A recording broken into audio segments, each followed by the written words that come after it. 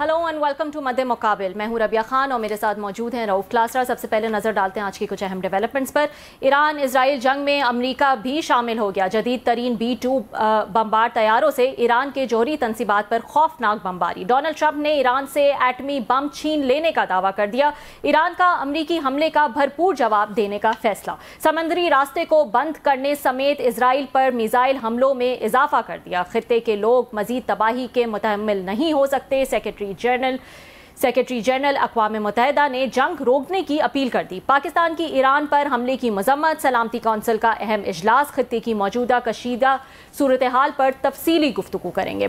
इसके अलावा कामयाब सिफारती दौरे के बाद बिलावल जरदारी की पार्लियामेंट में दबंग तकरीर। भारत की तरफ से पानी रोके जाने की सूरत में बिलावल भुट्टो ने जंग की धमकी दे दी। पीपल्स पार्टी ने वफाकी बजट की मंजूरी में हुकूमत का साथ देने का फैसला कर लिया। कौमी असम्बली में बिलावल जरदारी की तकरीर के दौरान अपोजिशन का शोर शराबा। कौमी असम्बली इजलास से अहम तफसीलात भी आपके साथ शेयर करेंगे।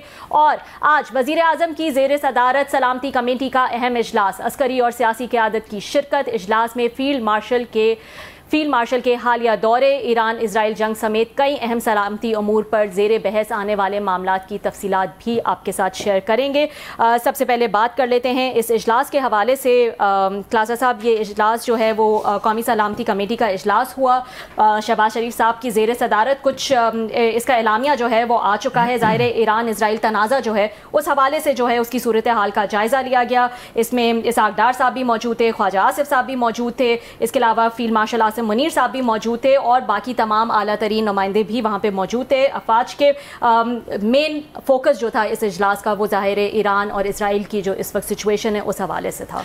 बहुत शुक्रिया। और यकीनी तौर पर ये जो खित्ते की ये सूरत हाल डेवलप हुई है और वो सिर्फ पाकिस्तान ये पूरी दुनिया जो है सारी दुनिया के लिए मसाइल पैदा हुए हैं और आपको इस तरह के मसाइल पैदा हुए हैं कि पोजीशन लेनी पड़ गई आपको। किसके खिलाफ? किसी आम आर्डनरी मुल्क के खिलाफ भी नहीं थी। इसराइल के खिलाफ पोजीशन लेना कंपैरेटिवली बड़ा आसान है क्योंकि एक ऑलरेडी उसके साथ समझा जाता है जिस तरह गज़ा पे बम्बार्डमेंट की, एग्रेसर के तौर पर जेनोसाइड किए, मासूम बच्चे मारे गए 50-60,000 पूरी दुनिया ने देखा है। वो आपके लिए कोई इतना बड़ा मसला नहीं था। पाकिस्तान के सिफारती तल्लुकात भी नहीं है और पाकिस्तान की बड़ी स्टेटड पॉलिसी है। लेकिन दूसरी तरफ जब उसमें अमेरिकन जंग में आते हैं तो दुनिया के हर मुल्क के लिए थोड़ी सी मसाइल पैदा हो जाते हैं। हर बंदा फिर ये देखता है कि इतने बड़े मुल्क के साथ, इतने बड़े सुपर पावर के साथ हम फड्डा लें या किसी और के फड्डे में इन्वॉल्व हूँ या ना हूँ। लोग तो जज्बाती तौर पर ये समझते हैं सम टाइम, जो प्रैग्मेटिक ग्राउंड रियलिटीज़ को नहीं देख रहे होते कि हमें भी ये उसी तरह की पोजीशन लेनी चाहिए जिस तरह के मतलब किसी दुनिया के और मुल्क की हो सकती है जो उस वक्त वो लड़ रहा हो, वो चाहे अफगानिस्तान हो, चाहे वो मतलब आपका उसमें ईरान हो या खित्ते के दीगर ममालिक हों। तो हर किसी की ख्वाहिश तो यही होगी, आपकी भी होगी, मेरी भी होगी, सबकी होगी कि पाकिस्तान को ईरान के साथ खड़ा होना चाहिए। लेकिन पाकिस्तान खड़ा हुआ है, किस हद तक खड़ा होना चाहिए? No that's a question. मैं ये ज़्यादा तौर पर समझता हूँ, हो सकता है बात थोड़ी सी अनपॉपुलर कहने में, कि पाकिस्तान अपनी हैसियत से ज़्यादा जाके वो ईरान के साथ खड़ा हुआ है। जितनी इस वक्त पाकिस्तान के हालात हैं और इन द गिवन सिचुएशन कि हमें इस वक्त ट्रंप की, अमेरिकन की बहुत ज़्यादा ज़रूरत है in the face of Indian aggression. India के साथ अभी भी जंग जो है, बादल उसके कोई वो नहीं, डिसअपेयर नहीं हुआ, still it's in the air. Modi साहब हों, उनकी वहाँ के लोग हों, कांग्रेस हो, ताने मिल रहे हैं, उनका मीडिया उनको पुश कर रहा है कि नहीं जनाब पाकिस्तान के साथ आधी जंग लड़ी है। पाकिस्तानी तो देखो जश्न मना रहे हैं, वो तो जंग जीते बैठे हैं और हम यहाँ पे रो रहे हैं। सो दबाव है उनका। और जो लगता है खुदा ना खास्ता कुछ कहा जा रहा है, जो रीडिंग्स आ रही हैं कि शायद नवंबर-दिसंबर में फिर एक और पाकिस्तान इंडिया के दरमियान कोई इस तरह की सिचुएशन ना डेवलप हो जाए जो अभी हमने मई में देखी है, क्योंकि उनके इलेक्शन होने वाले हैं। उनके इलेक्शन से हट के एक दबाव है उन पे। मैं और बात कह रहा हूँ, मोदी साहब पहली दफा एक्सपोज हुए हैं। मोदी साहब जो कहते थे मेरे 56 इंच की छाती है और मेरे पे ट्रस्ट करो, वो छाती वाला काम हुआ नहीं है। आगे से जो बम उनको ठुके हैं थोड़े से और जहाज गिरे हैं। सो वो एक दबाव में है, प्रेशर में है, जो अपना उन्होंने एक ऑरा बनाया हुआ था, ग्रेंजर बनाया हुआ था कि आई एम द वन कि who can handle and hammer Pakistan. Congress नहीं कर सकती, कांग्रेस के दौर में फलां हुआ, ये हुआ, हमें देखें, मैं इनको डील करूंगा और सख्ती से डील करेंगे। जो नारा उन्होंने बनाया था 10-12 साल से, वो नारा बैडली एक्सपोज्ड हुआ है। अब उन्हें यह लगता है कि जनाब कि अब हर बंदा वहां सवाल करना शुरू कर गया कि 5-6 रफेल करवा लिया आपने, और पाकिस्तान को आप उस तरह का जवाब नहीं दे सकते। सीज फायर की भी बात होना शुरू हो गई थी वहाँ पे। तो ये वो चीज़ें थी जिसकी वजह से मोदी साहब जो है वो दबाव में है कि दोबारा एक को नया एडवेंचर किया जा सकता है। उस वक्त इन हालात में पाकिस्तान जो है उसको अमेरिकन की, ट्रंप साहब की, सबकी ज़रूरत है कि वो हमारी साइड पे रहें जो फॉर्चुनेटली खड़े हुए हैं। लेकिन इसके बावजूद आज के इलामिया देखें, जो ही ईरान पे उन्होंने अमेरिकन ने अटैक किए उनके जोरी उनके इंस्टॉलेशंस पे, तो Pakistan was the first one जिन्होंने कंडेमनेशन की। ये कोई आम बात नहीं थी। मैं सॉरी क्लासा साहब, सॉरी टू कट यू, हमारे साथ जो है वो आमिर इलियास राना साहब भी मौजूद हैं, उनका भी पॉइंट ऑफ व्यू जो है वो हम ले लेते हैं कि इस पर क्या है। अस्सलाम वालेकुम राना साहब, thank you so much for joining. जी राना साहब, क्या सिचुएशन डेवलप हो रही है? बड़ा अहम इजलास था आज कौमी सलामती कमेटी का, उसमें क्या डिस्कशन हुई ईरान इजराइल पे? हम किस पोजीशन पे हैं, कहाँ खड़े हैं, कितना मुश्किल जो है वो इस वक्त है हुकूमत के लिए एक बैलेंस क्रिएट करना, क्या हो रहा है प्लीज बताइएगा। मैं अभी देख रहा था कि सदर पुतिन की तरफ से बयान आया कि हम ईरानी अवाम की मदद करने की कोशिश करें। अच्छा, ये वो लोग हैं जिनके अपने साइंसदान एटमी प्रोग्राम में चौथी साइट पे मौजूद हैं, जिसपे उन्होंने खबरदार भी किया इसराइल और अमेरिका को कि आपने इधर नहीं आना।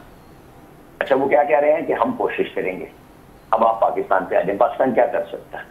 पाकिस्तान ने जो रऊफ भाई अभी बात कर रहे थे, अमेरिका को कल कंडेम किया, उसको यूएन चार्टर के तहत ईरान की, जिस तरह हम पहले से बात कर रहे थे, हमने कल की नेशनल सिक्योरिटी कमेटी ने इसराइल को कंडेम किया और उसको यूएन के चार्टर की खिलाफवर्जी करार दिया, अमेरिका का नाम लिखते बगैर, कि जो कल 3 हमले हुए जो जाहिर है अमेरिका ने कल किए थे ना, जो ईरानी एटमी तंसीबात पे।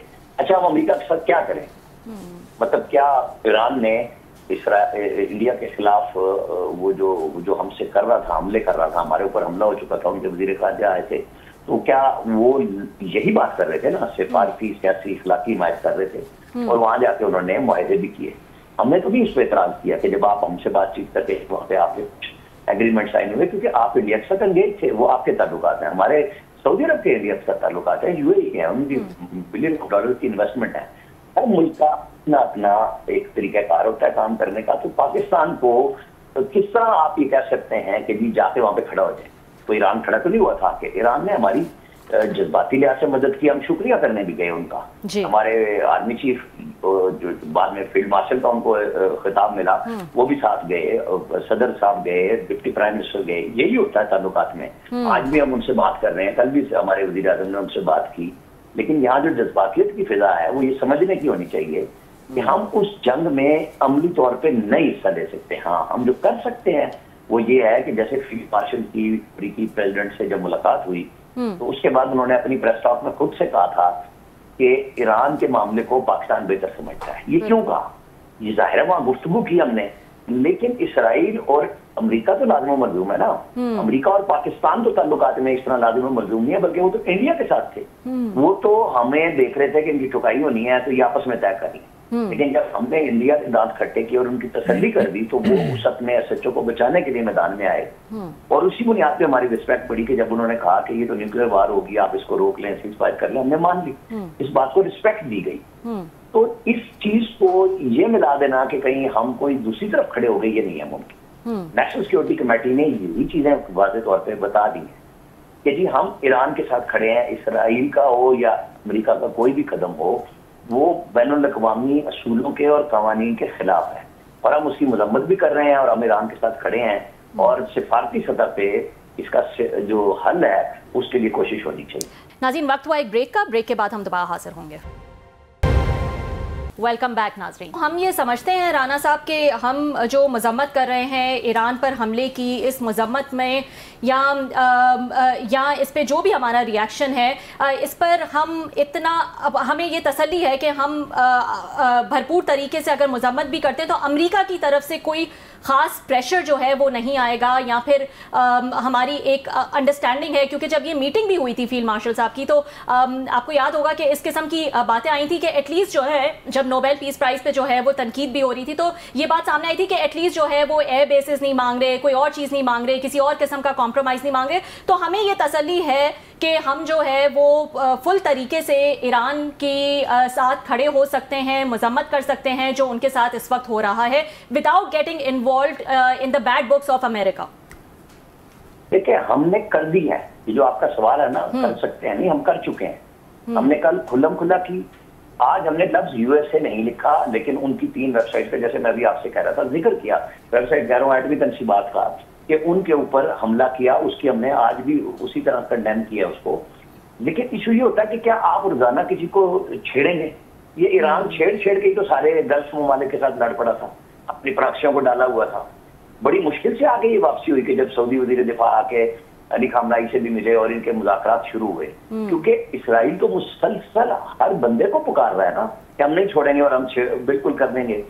आप मुझे बताएं कि जितना नुकसान ईरान का एटमी हवाले से हो गया, ये मुसलसल जो उनकी एयरफोर्स बिल्कुल ही नहीं रही, वो इसराइल को उसके परसेंटेज में कहीं कुछ मुकाबला बनता है? हाँ, पैनिक जरूर फैला है और उन्होंने इस पैनिक की तैयारियां भी की हुई थी, उनके बंकर भी बने हुए हैं। वहां 24 लोग मारे गए ना ईरानी मिसाइलों के अटैक में। हाँ। कुछ बिल्डिंग में आग लगी है, पैनिक फैला है और अमेरिका आ गया, क्योंकि अमेरिका तो हमेशा से वही है, वो इसराइल के साथ खड़ा हुआ है और उन्होंने आके इतने दूर से हजारों किलोमीटर से आके अपने जो जदीद तरीन हथियार हैं वो इस्तेमाल कर दिए, V2 बम्बार से, और वो उनकी जो एटमी तनसीबात है उनको निशाना बना लिया।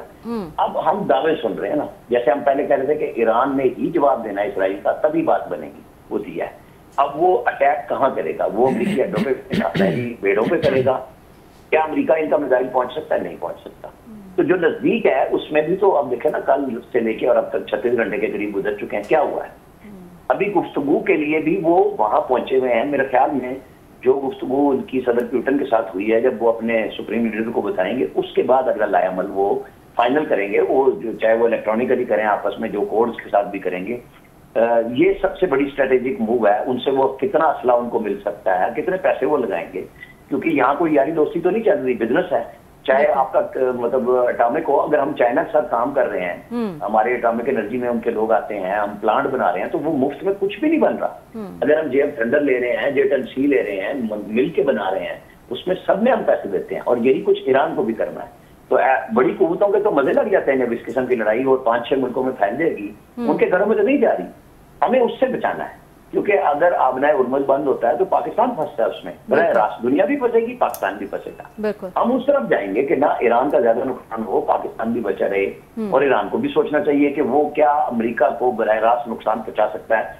उनके पास ये जो मिसाइल रह गए हैं जितने भी, वो कितने अड्डों को नुकसान पहुंचा सकते हैं या इंटरसेप्ट होंगे, और जवाबन जब वो फिर अमेरिकन आएंगे तो क्या होगा। ये डरने या डराने वाली बात नहीं, वो बड़ी बहादुर कौम है, जवाब दे रहे हैं, जज्बे से लड़ रहे हैं, ये पाकिस्तान ने भी दिखा दिया है।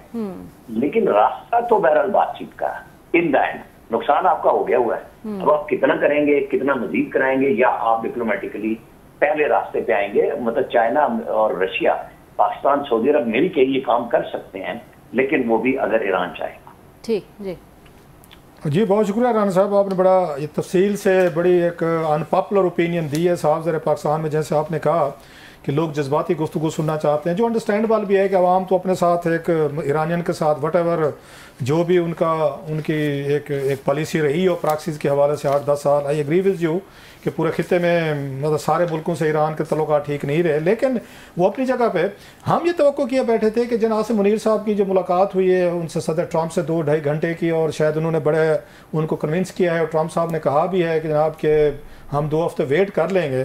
फिर अचानक क्या हुआ कि फिर उसके बाद उन्होंने अगले दिन जो है वो उन्होंने अटैक लॉन्च किया। सो हमारे आर्मी चीफ साहब के से कन्विंस होने के बावजूद तो ट्रंप साहब ने हमला किया। तो हमारी इस्टेब्लिशमेंट या हमारी हुकूमत क्या सोच रही होगी इस पे कि क्या हुआ ये? देखिए लोग साहब, हम तजिया कर सकते हैं, हाइपोथेटिकल भी हो सकता है। कल से खबर चल रही है कि ईरान को बता दिया गया था और वो अपने यूरेनियम जो अफसूदा था वो निकाल के ले गए। अच्छा, तो क्या ये इसी वजह से ही हुआ होगा कि हम भी खुश हो जाएं कि यानी हमसे मुराद अमेरिका के, हमने आप पे हमला कर लिया, इसराइल भी खुश हो जाए कि हमने आपका एटमी प्रोग्राम बंद कर दिया, और ईरान भी हो जाए कि जी हमने तो अपने यूरेनियम को निकाल दिया। क्या अमेरिकन सैटेलाइट से वो दूर है चीजों को?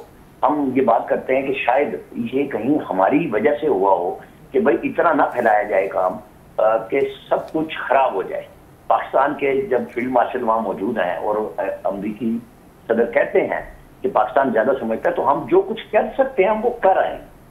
मतलब ये इससे ज्यादा हम कर नहीं सकते। जो बात हमें चांस मिला है इसके ऊपर और उसके बाद किया। अब वो जो मैं बार बार कह रहा हूँ कि इसराइल और अमेरिका लाजिम मलजूम है, उसमें कोई तीसरा मुल्क नहीं है, कि उन्होंने अपने बच्चे को, बगल बच्चे को जिसके ऊपर उनकी ममता जागती है बार बार, और वो जो इसराइल के लिए भागते हैं, जब उन्होंने कहा कि नहीं हमें नहीं बताया इसराइल ने, तो इसराइल ने कहा नहीं हमने इनको बताया था अमेरिका को कि हम हमला करने जा रहे हैं। लेकिन साथ ही सदर ट्रंप का ट्वीट आया कि हमारे मौलिक तरीन हथियार इसराइल के पास हैं और लड़ाई बढ़ी तो हम इससे भी ज्यादा देंगे। वो पीछे तो नहीं हटे ना, वो वहीं खड़े थे। लिहाजा इसराइल का प्रेशर वो लेते हैं और वो उसको इस तरह ना लें कि उसके नीचे लग के करते हैं। इसराइल से जो वो काम ले रहे हैं, मशरिक वस्ता को काबू किया हुआ सारे को उन्होंने। एक तरफ ईरान से मशरिक वस्ता के ममालिक डरते हैं, एक तरफ उससे डरते हैं, सिक्योरिटी मांगते हैं। अमरीकी अड्डों के जवाब क्या है? इसी बुनियाद पे है ना। और मतलब वो मारते भी हैं और रोने भी नहीं देते। ये चल रहा है ना वहां तो इस वक्त। अच्छा, आपको क्या लगता है कि जो भी आपने बड़ी अहम बात की है कि वहाँ पे वो ईरानियंस जो हैं वो पहले से अपना जो भी उनका मटेरियल था न्यूक्लियर रिलेटेड निकाल के ले गए थे, अमेरिकन ने फिर भी बम किया, सारी चीज़ें हुई, तो आप ये समझते हैं कि अमेरिकन ने खुद भी इसमें रोल प्ले किया होगा कि आप अपनी चीज़ें निकाल लें, साइड पे करें? क्योंकि अगर अमेरिकन उसको बम करते तो रेडिएशन जो होनी थी वो तो पूरे के पूरे मिडल ईस्ट को उड़ा के रख देते। और अमेरिका पे एक और इल्ज़ाम लगता है कि आपने एक और हिरोशिमा, एक और नागासाकी कर दिया। सो देयर माइट भी सम मतलब एक कॉमन कोई अरेंजमेंट्स हुए हैं इस पे जो नज़र भी आ रहा है। नहीं तो आप किसी न्यूक्लियर फैसिलिटी को बम करेंगे जहाँ पे आप कह रहे हैं 60% प्लस का atom bomb, almost atom bomb is मौजूद, तो अमेरिकन उसको कभी बम ना करते अनलेस उनको ये क्लियरेंस हो कि यहाँ पे कुछ नहीं है। तो भाई मैं ना जिन दिनों पाकिस्तान इंडिया की जंग चल रही थी ना जी, मैंने समझने के लिए ज़ाहिर हर चीज़ का इल्म हमें एडवांस नहीं है, कुछ पढ़ लेंगे किसी से समझेंगे। मैंने एक साहब से पूछा कि ये जो हम अगर एटमी प्रवास ये मिसाइल थी वो और उसे इंटरसेप्ट कर लिया जाए तो क्या होगा? उन्होंने कहा जहां पे इंटरसेप्ट होगा वहां ताबकारी 100% फैलेगी, चाहे वो चार्ज ना हुआ हो एटमी मरहले से पहले, लेकिन जो यूरेनियम में आना है नीचे वो तबाही फैला देगा। तो बिल्कुल आपका सवाल यही है कि भाई ये अरेंजमेंट था ना, ईरानी उस पर ईरानियों ने कहा कि हमने तो निकाल लिया। अच्छा, जो इन्होंने मारी फैसिलिटी के ऊपर मिसाइल जो इतने हैवी फेंके हैं, उन्होंने अपना वो काम किया कि ईरान पीछे चला जाए, गुम हो जाए कि वो खतरा जो इसराइल के लिए था। इनकी सच्ची बात कोई भी नहीं मानी जा सकती क्योंकि इराक में ये झूठ बोल चुके हुए हैं कि वेपन ऑफ मास डिस्ट्रक्शन वहां पे मौजूद है और एंड पे बरतानवी वज़ीर आज़म माफिया मांगता फिर रहा था कि झूठ बोला था। मतलब हम किसी बात को कैसे कर सकते हैं? कितने साल बाद क्या बात सामने आएगी और क्या वो बात थी? तो हम इसी बुनियाद पर तज्जिया कर रहे हैं कि जब ईरान कह रहा है कि हमने यूरेनियम निकाल लिया, तो ये बात तो इसराइल तो पहले दिन पे कह रहा था कि हमने आपको एटम बम नहीं बनाने देना। अच्छा सर, क्या ये आखिर में निकाला? जो अचानक हुआ कि भाई ठीक है अरेंजमेंट हो गया, तुमने निकाल लिया, हम अपनी वो बम शम मार के मतलब तसल्ली भी कर लेंगे कि हम दुनिया में सबसे ज्यादा पावरफुल। वो तो ट्विटर को भी धमकी लगा रहे हैं कि अगर आप कुछ ऐसा करते हो तो फिर नहीं छोड़ेंगे किसी को भी। अब ये चीजें देखने वाली बात है कि किस हद तक पाकिस्तान क्या किरदार अदा कर सकता है। मेरे ख्याल में हम तभी कुछ मजीद कर सकते हैं अगर ईरान हमसे रिक्वेस्ट करे कि जी ये बातें हो सकती हैं, क्योंकि हम अपने तौर पे तो कर ही रहे हैं। ये फैसला अब जो प्यूटन से मुलाकात हुई है उसके बाद उनकी सुप्रीम काउंसिल करेगी कि वो क्या एक्शन लेंगे, क्योंकि उन्हें पता चल जाएगा कि उनका सबसे बड़ा इत्तेहादी जिसके साथ सब कुछ वो मिल के चला रहे हैं यानी रशिया, वो उनको क्या जवाब दे रहा है। जो मैंने लिखा है वो ये था कि हम ईरानी अवाम की मदद करने की भरपूर कोशिश करें। अच्छा, वो भरपूर से मुराद शायद उनकी कोई फिजिकल जो आप कह रहे हैं यूक्रेन में वो पहले फंसे हुए हैं, मजीद वो शायद आप वाली बात के वो उनको ह्यूमैनिटेरियन या अदर्स या फौजी असला वगैरह तो दे सकते हैं, लेकिन ऑन ग्राउंड शायद उनका खुद आना अपने लिए मुश्किल होगा। अच्छा, दूसरी सर जो वो कह रहे हैं कि हम अमेरिकन को जवाब, छोटी सी बात, जी छोटी सी बात इसमें रो भाई मैं कर दूं। ईरान जो रशिया के त्यारे इंडिया के पास है ना, उसके कई स्क्वाड्रन इसलिए ग्राउंड थे इस जंग में कि वहां उनकी रिहेबिलिटेशन नहीं हो सकती थी रशिया में। ये बात ध्यान में रखिएगा।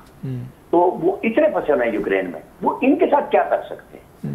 इसी पॉइंट पे एक ब्रेक ले लेते हैं, ब्रेक के बाद दोबारा हाजिर होंगे। वेलकम बैक नाजरीन। अच्छा सर, ये बताइएगा कि वो जो ईरानियंस कह रहे हैं कि हम अमेरिकन बेसिस पे अटैक करेंगे, वो सारे अमेरिकन बेसिस जो हैं सऊदी अरब में हैं, कुवैत में हैं, बहरीन में हैं, यूएई में हैं, कतर में हैं, साथ में कुवैत वगैरह, ये मतलब ये वो ममालिक हैं या इराक वगैरह में हैं जो मुसलमान हैं या नेबर्स हैं। अगर यहाँ पे ईरान ऑलरेडी वो इसराइल के खिलाफ लड़ रहा है, अमेरिका के खिलाफ लड़ रहा है, तो क्या ईरानियन लीडरशिप जो है मजीद जो खित्ते के 8 ममालिक हैं उनके साथ भी लड़ाई मोल रहे तो ले लेगी और जो पाकिस्तान के लिए मुसीबत खड़ी हो सकती है, क्योंकि हमारे उन तमाम मुल्कों से दोस्ताना तल्लुकात हैं, फिर हमें को पोजीशन लेनी पड़ जाएगी कि सऊदीज़ और ईरानियन में, या यूएई और ईरानियन में, कतर और ईरानियन में, या कुवैत या जॉर्डन जो भी हैं, इराक वगैरह, हम कहाँ पे खड़े होंगे। तो समझते नहीं है कि इट्स ए ह्यूज एक फ़ैसला है, और जो मेरा ख्याल है अब तक बड़ा वाइजली ईरानियन लीडरशिप ने रोका हुआ है, और अभी उन्होंने कोई बेसिस पे अटैक नहीं किया जो सऊदीज़ वगैरह और दीगर खिते में है। अगर कर दिया तो हमारे लिए क्या मुसीबत खड़ी हो सकती है सर, अमेरिकन के, उनके लिए तो होगी। पहली बात तो यह है कि वो बहुत अच्छी बात है कि वो उन अड्डों पे हमला नहीं कर रहा, लेकिन वो कहते हैं ना कि जब जगह गुंजाइश नहीं मिलेगी अगर उसे, तो वो सब कुछ कर सकता है। फिर पाकिस्तान के ऊपर सवाल आएगा, तो फिर देखे ना, फिर हमारा यूएई, कतर हो, कुवैत हो, सऊदी अरब हो, बहरीन हो, तो वहां तो हमारे लाखों ओवरसीज पाकिस्तानी काम कर रहे हैं। उन ममालिक में अगर अमेरिकन अड्डे हैं तो वो किसके लिए हैं? उनकी हिफाजत के लिए हैं। वो ममालिक क्या कहेंगे कि पाकिस्तान ईरान के साथ खड़ा रहे? नहीं ना हो सकता।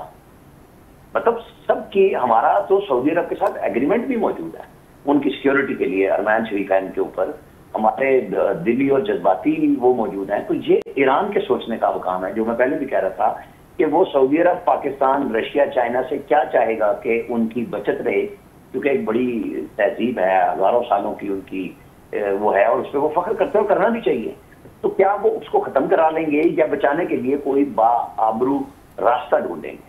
क्योंकि लड़ाई लड़के, इस किस्म की लड़ाई में क्या लगता आप है, दूसरे के घर नहीं पहुंच सकते, वो आपके घर बार बार आते हैं। आपको क्या लगता है राना साहब, आपको क्या लगता है इस गंभीर सिचुएशन जो बन चुकी है, जिसमें हर दफ़ा हम ही पिस जाते हैं, किसी भी मुसलमान मुल्क का इशू जब भी आता है तो डेफिनेटली हमारे पे दबाव जोर आता है, पाकिस्तान कहाँ खड़ा हुआ है, और पाकिस्तानी अवाम या स्कॉलर वट जो है वो अपनी हुकूमतों को भी दबाव में लाते हैं कि अपने इंटरेस्ट साइड पर रखें, पहले जाएँ फलां मुल्क की, फलां कौम की मदद करें, जो अंडरस्टैंडेबल भी है, लोगों के अपने जज्बात हैं। तो ईरानियन इस वक्त क्या करेंगे इस सिचुएशन में?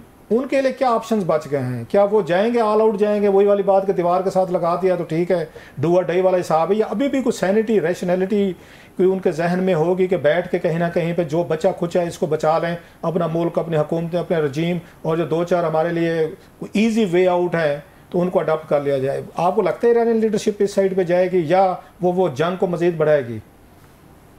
देखिए, ये जो वहां प्यूटन से मुलाकात है ना ईरानी वजीर खारजा की, मैं तीसरी दफा ये बात कह रहा हूँ, ये बहुत अहम है, और यही फैसला करेगी कि ईरान को असले की सप्लाई कितनी हो सकती है, वहां से वो क्या मदद कर सकते हैं। वो उन्होंने अपने साइंसदानों की बचत की हद तक तो बात कर ली अमेरिका से कि इधर नहीं आना, इसराइल से भी कर ली, और वो वहां नहीं गए उस साइड पे कि एटमी साइड को नहीं छेड़ना इन्होंने बिल्कुल ही, कि उस तरफ आपने नहीं जाना। और वहां पे वो, और ईरान का तो ओवरऑल भी प्रोग्राम बहरहाल आर्मी एटमी तवानाई एजेंसी के साथ मुंसलिक था, तरह से उसके साथ ज्यादती तो हुई है ना, इसमें तो कोई शक नहीं है कि आप पूरे चेकर भी लगाए हुए हैं, आपके इंस्पेक्टर्स भी आते हैं और आप देख रहे हैं और कह रहे हैं, अमेरिकन इंटेलिजेंस कह रही है कि ऐसी कोई बात नहीं। लेकिन जो फैसला अमेरिका और इसराइल ने किया अपने तौर पर कि नहीं, ये खतरा है, किसी वक्त कर सकते हैं, लिहाजा इस बुनियाद पर उन्होंने अपना काम दिखा दिया है। अब सोचने की बात यही होगी कि ईरान दुनिया के मशवरे पे, अमेरिका को छोड़ दें, जो जिनके साथ वो समझता है कि ये मशवरा ठीक देंगे, उनके मशवरे को माने, क्योंकि लड़ाई में सिर्फ मिसाइलों से आप अकेले जंग नहीं जीत सकते। आपके चारों तरफ अमेरिकन अड्डे मौजूद हैं, आप 2 मिसाइल चलाएं, 4 चलाएं, तो आपके तरफ तो वो चारों तरफ से मिसाइलों की बारिश हो जाएगी, क्योंकि फिर तो वो नहीं छोड़ेंगे। लिहाजा उस पोजीशन में जाने से पहले मामला को हल करना मेरे नजदीक ये साहिब होगा, क्योंकि ये लड़ाई इस तरह की नहीं है कि आप सिर्फ नारों पे जीत सकें। मर्द बर अमेरिका कह देना बहुत आसान है, उसको अमल कराना, मतलब उसमें ईरानी कौम का कितना नुकसान हो चुका हुआ है और कितना होगा, फिर आप कैसे खड़े होंगे दोबारा से। आप 40 साल की पाबंदियों में एटमी धमाका नहीं कर सके, आपको कर लेना चाहिए था। पाकिस्तान पे तो प्रेशर आया, पाकिस्तान ने कर लिया। पाकिस्तान का प्रोग्राम कोई ओपन तो नहीं था, तो वो भी इसकी तरह ही, ईरान की तरह ही, कि हमने अपने तौर पे तैयार किया, इंडिजिनस था हमारा प्रोग्राम, उसके ऊपर पाबंदियां आई, हमने काम किया, ऐलान कर दिया। अब फैसला ईरान को करना है कि वो अपने लोगों को बचाने के लिए क्या करता है। तो राना साहब, यहाँ पे जैसे हम बात करें कि ईरान का अगला स्टेप क्या होगा, अमेरिका का क्या अगला स्टेप होगा, कि वो क्या रिजीम चेंज जैसी चीज़ की तरफ भी जा सकते हैं? मैं सुन रही थी ट्रम्प साहब ने कहा कि रिजीम चेंज क्यों नहीं होना चाहिए, अगर ये रिजीम जो है वो काम नहीं कर सकती, परफॉर्म नहीं कर सकती, अपने लोगों के लिए कुछ नहीं कर सकती, तो व्हाई नॉट रिजीम चेंज। यहाँ तक कि जब उनसे पूछा गया तो उन्होंने कहा कि आपके पास कोई प्लान है, तो उन्होंने ये भी कहा I have a plan for everything. तो अब तो जब वो पूरी तरह से ईरान पर हमला बाकायदा तौर पर कर चुके हैं, तो ये भी तो अनएक्सपेक्टेड नहीं हो सकता कि वो रिजीम चेंज की तरफ ना जाएं। आपका क्या एनालिसिस है इस पर? मेरी बात सब देखें, ईरान की कौम जो है ना, वो अपनी लीडरशिप के साथ इस जंग में इसराइल की वजह से खड़ी हो गई है। उनके जो भी इख्तलाफात थे, इनकलाब से आज़ादी इज़हार राय पे, लेकिन वो अपने मुल्क और कौम के साथ इस वक्त जो नुमाइंदगी कर रही है उनकी लीडरशिप, उनके साथ वो खड़े हैं, ऑल आउट है। अब या तो असैसिनेशन, चूंकि इनके गद्दार भी ईरान के अंदर से निकले हैं, इन्होंने जो इंडियंस को खुली छूट दी हुई थी चाबहार के हवाले से, फिर मुसाद के लोग, इनकी टारगेट किलिंग हुई, इनके आर्मी चीफ मारे गए, पासदाराना इनकलाब के हेड चले गए, इनके एटमी साइंसदान चले गए टारगेट किलिंग में। तो उन्होंने धमकी बराह रास्त दी हुई है कि हम आपके सुप्रीम लीडर को भी निशाना बना सकते हैं। इनके प्रेसिडेंट जो ईरान के एक हादसे में हुए शहीद, कि वो फौज में फंस गया था, उसके ऊपर एक क्वेश्चन मार्क तो आज भी मौजूद है ना। तो ये चीजें अमेरिका और इसराइल सामने कर चुके हैं कि ये हम कर सकते हैं। ये फिर अगेन वही बात है कि फैसला ईरानी क्यादत ने करना कि वो कौम को कैसे बचाते हैं, क्योंकि अगर ये असैसिनेशन बढ़ती है, जो कि उन्होंने दिखाई है, इस्माइल हानिया को शहीद किया उन्होंने इस तरीके से किया, और ये आज तक किसी को नहीं पकड़ सके। चले सुलेमानी को तो उन्होंने दूसरी जगह पे मारा, यहाँ पे क्या किया ये नहीं पकड़ सके ना। अभी तक तो एक ईरानी को, जासूस को पकड़ के उन्होंने कल फांसी दी है, इसके अलावा तो अभी कुछ नहीं हुआ कि वो दुनिया के सामने चीजें लेके आए कि हाँ जी ये गद्दार हमारे पास थे, लेकिन जो गद्दार हैं वो तो अपनी कार्रवाइयां कर चुके पहले दिन की, जिसकी वजह से ये पता लगा कि पता नहीं ईरान के साथ होगा क्या, लेकिन वो बचत हुई कि उन्होंने मिसाइलों से जो जवाब दिए तो लोग उनके साथ खड़े हो गए, वरना तो फिजा खराब हो जानी। ठीक जी। ईरान साहब, आपको लग नहीं रहा था कि ईरानियन ने 40-50 साल तमाम दबाव के बावजूद, अमेरिकन ये प्रेसिडेंट ने खुद कहा है 4 में कि हमारे पे इनका नेतन्याहू वगैरह का बड़ा दबाव था कि हम ईरान पे अटैक करें, तो उन्होंने नहीं होने दिया, उन्होंने हमेशा रेजिस्ट किया, और अब जाके ये ट्रम्प साहब के दौर में हुआ है। तो ईरान ने बड़ा डिप्लोमेटिकली अच्छा खेला 40-45 साल। उन्होंने प्रॉक्सीज के जरिए जंगें लड़ी, पूरे खित्ते में लड़ी, सारे मुल्कों से लड़ी, उनसे भी लड़ी, इसराइल से भी।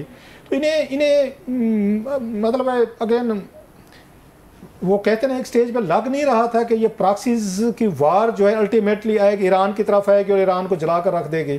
40-50 साल तो आपने जंग को दूर रखा है, प्रॉक्सीज के जरिए लड़ा है, लेकिन अल्टीमेटली बरह रास्त उस जंग का वो जो है नतीजे हैं वो आपके घर तक आए। ये डिप्लोमेटिक फेलियर है या वो ये फोर्स ही नहीं कर सके कि प्रॉक्सीज एक दिन हमारे घर तक आएंगे और हमें भी जला देंगे? ये मेरा ख्याल है कि उनका ये था कि हिजबुल्लाह जितनी ताकतवर हुई है, इसराइल को हम दबा के रखेंगे, उनको नहीं समझ आई कि जब वो शख्स जो कहता था मैं जंगें नहीं चाहता वो आप पे हमला कर दे, तो अब आप सोचें कि वो किस हद तक आगे जा सकते हैं। पहले वाले तो कर ही रहे थे, मतलब हम नाम नहीं लेते कि इसराइल की मदद तो मुसलमान ममालिक कर रहे हैं, नहीं कर रहे, क्या कर रहे हैं। वो जो उर्दन में, मिस्र में गजा से लोग निकल के जाना चाहते हैं, उनको घुसने दिया किसी ने? नहीं दिया। उनके मिसाइल को इंटरसेप्ट किया जाता है, ईरान के जाने वाले को मिसाइलों को रास्ते में। इसराइल के जहाज मुसलमान मुल्कों की एयर स्पेस से आते हैं, उनको कोई रोकने वाला नहीं है। तो ये बात बहरहाल वहीं आती है कि जो होना था हो गया, प्रॉक्सियों से लड़ लिया, आपने टाइम गुजार लिया, आपके साथ गल्फ एक बड़े तवील अरसे के बाद खड़ा हुआ है, तो आपको इन सब के साथ रास्ता लेना चाहिए। अब अगर आप ये समझें कि नहीं नहीं ये तो झुके हुए हैं, हम नहीं झुकेंगे, तो फिर वो आपको मार रहे हैं, फिर आप जवाब में मारें, फिर कब तक दावे पे चलता रहेगा? वो नुकसान होना चाहिए फिर कि आप अपने मुल्क को बचाएं और दूसरे को तबाह कर दें, लेकिन वो तो आपकी तरफ तबाही आ गई वापस। क्या करें? जो आपने तजज़िया दिया एंड पे वही है ना कि फिर आपके अपने घर में आग आ गई थी और आप संभल भी नहीं रहे उससे। एक चीज़ और भी है राना साहब कि वो समझा जाता है मुस्लिम वर्ल्ड में, जिसकी वजह से ईरान और ईरानियन लोगों को ज़्यादा अप्रिशिएट भी किया जा रहा है, अगर डिस्पाइट ऑल डिस्ट्रक्शन, डेवस्टेशन, तबाही अपनी जगह। वो कहते हैं पहला मुल्क है कम अज़ कम ये 50 मुल्कों में जिन्होंने वहाँ पे उनको इसराइलीज़ को कि जो उन्होंने वहाँ पे गज़ा में कर रहे थे, दीगर वहाँ पे बच्चे, औरतें, इमारतें तबाही हो रही थी। इसराइल में पहली दफ़ा एक सेंस ऑफ फियर गया है, एक खौफ गया है, मिसाइल गिरे हैं, उनकी इमारतें, बाज़ार वो तबाह हुए हैं, और अब अगर वो भी शेल्टर उसमें मतलब होम्स में वो पनाह ले रहे हैं, वो भी खौफज़दा हैं, वो भी डर रहे हैं। तो वो कहते हैं ईरान ने कम अज़ कम पहली दफ़ा कोई उन्होंने दिखाई है, हिम्मत दिखाई है, हौसला दिखाई है, जो पूरे मुसलमान दुनिया नहीं दिखा या आके दिखा सकी। हमास ने जो कुछ किया, मेरा सवाल ये पहले दिन से है कि आप जो जंग शुरू करते हैं या लड़ाई करते हैं तो उसके जवाब और नताइज भी तो सोचते हैं ना। वो गजा में जो हजारों लोग शहीद हो गए, बच्चे चले गए, खानदान हो गए, गजा मलियामेट हो गया, उसका फायदा किसको हुआ? ये आप खाली हमदर्दी से क्या ले रहे हैं? मरवा दिया पूरे का पूरा गजा को।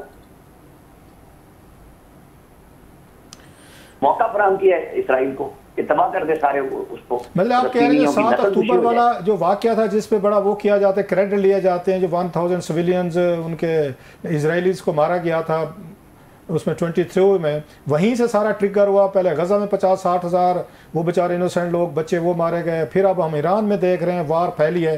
सो आप ये कहना चाह रहे हैं कि जो वहाँ पे फैसला किया गया था 1000 इजरायलीज को मारा गया था, उसके नतीजे में ये सारा कुछ हुआ है, आज तबाही ईरान तक पहुंची है।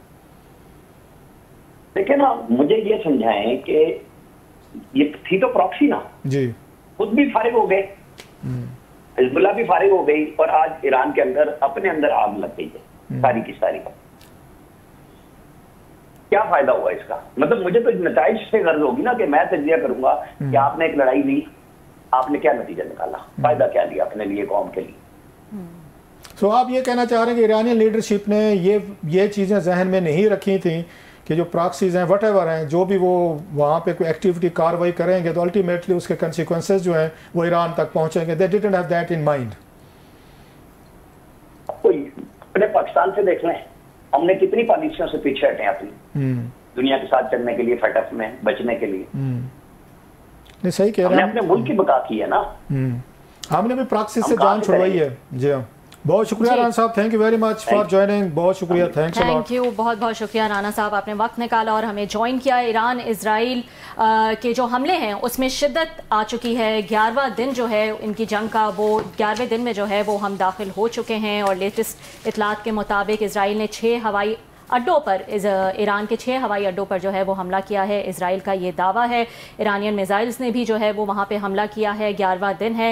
हम जानते हैं कि अमेरिका जो है वो बाकायदा तौर पर अब इस जंग में एक पार्ट प्ले कर रहा है। उन्होंने उनके 3 न्यूक्लियर साइट्स जो हैं इंक्लूडिंग फोर्डो, उस पर जो है वो अटैक किया है। आज के लिए नाज़रीन इतना ही, आपसे कल फिर मुलाकात होगी।